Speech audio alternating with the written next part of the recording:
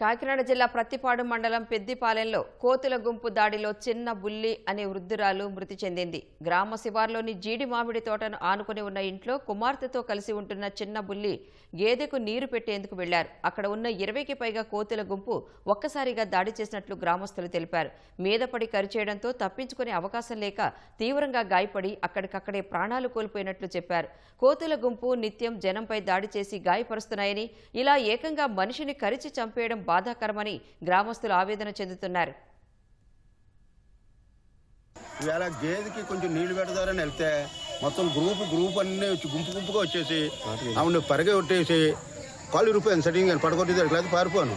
ఇంకా మీద పడి దాడి చేసేసి మొత్తం చర్మం ఎక్కడికక్కడ మొక్కలు వేసింది. అందు గురించి ఏంటంటే ఏమైనా మాకు ఈ కోతులు పెడతా ఇంట్లో ఆడవాళ్ళు కూడా తలుపులు వేసుకుని వంటలు చేసుకోవాల్సి వస్తుంది.